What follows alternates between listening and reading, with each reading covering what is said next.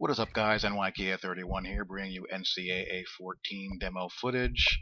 I'm using Texas A&M, playing against Oregon on All-American difficulty, and I'm going to do a little bit of Airraid 101. Show you guys a couple of basic core concepts out of the Air Raid offense, out of historically one of my favorite Air Raid playbooks in the game. Texas A&M's Air Raid playbook last year was the same as Houston's because of Ken Sumlin, and Houston still continued running the Air Raid offense with their current coaching staff. But of course this year A&M's playbook has all kinds of Johnny football goodies, so I'm curious to see. Well, I expect Houston's playbook to remain the same. So I'm curious to see which one I decide to base my Air Raid playbook off of when I decide to do Air Raid. Houston's and BYU tend to be my favorite ones. But anyhow, I love passing concepts. I love throwing the football. I'm a run and shoot fanatic, but you know, I like the Air Raid. I like Mike Leach. I like Holgerson. I like those guys, Hal Mom, Lavelle Edwards.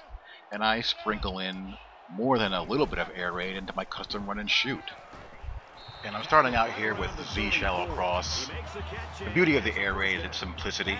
It's not rocket science. It's part of what makes it so effective and what has allowed virtually every quarterback who's ever run it to put up insane passing stats at the college level. You see it in the NFL level too. The Z shallow cross here.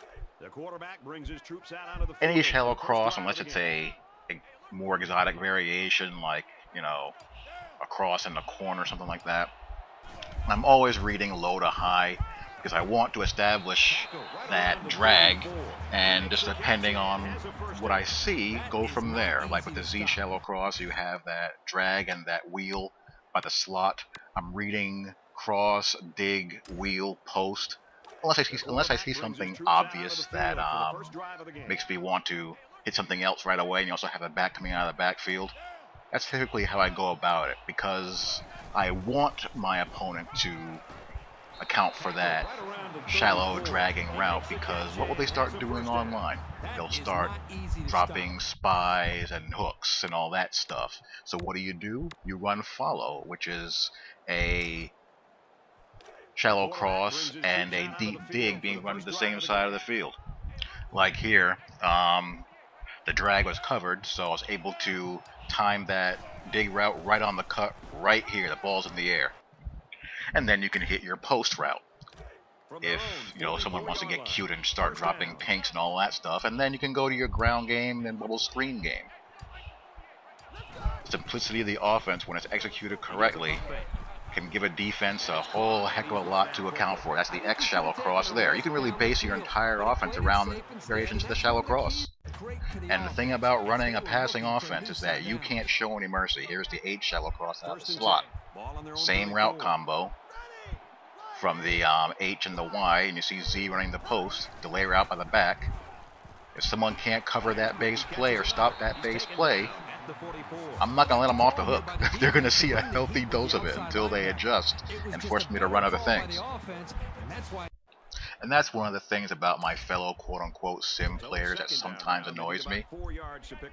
I'm not doing anything exploitive here. I'm not hot routing anything. I'm just making reads based on what opens. Here is flanker cross, corner route there. I always look primary first, but I see an obvious mismatch there. It looks like they had a linebacker on a slot receiver. But you know, going back to when I was trying to make, as long as you're not being blatantly exploitive, and we all know from playing the games, you know, what things are exploitable and what things are just blatant exploits and trying to get around the AI. If you're just calling, you know, basic stock plays and adjusting to what your opponent is doing to you, it's up to your opponent to stop your offense, period. Now here is stick. Hopefully with that option route there by the slot, your receiver has a brain. In this case he does, and settles into a vacant spot in the zone, and verse man hopefully makes the right read also. Good way to get your guy into space really quick with a quick hitting play. Stick bubble, same thing, but no option route here, and the bubble is actually useful this year. This is going to be a tough offense to stop because Johnny Football can sling it, And then when you throw in the option game, there's an awful lot to deal with. You see, the D has to honor that bubble, and that clears the space for that quick hitter there. And if you have matchups outside and they break open, you can hit the streak or the backside slant. Now, what if the guy you're playing is sick and tired of seeing those shallow crosses, those ins, and those sticks and bubbles, and decides to roll up and press coverage? You can call a variation that has double slants. You can always hot route that, square receiver to a fade. I get a break on the right-hand side of the field. Touchdown. It's just different variations of the same play, and your reads change based on how you're being played. It's a beautiful offense to run, so more air raid to come when the game drops, and I'll talk to you all later. Peace.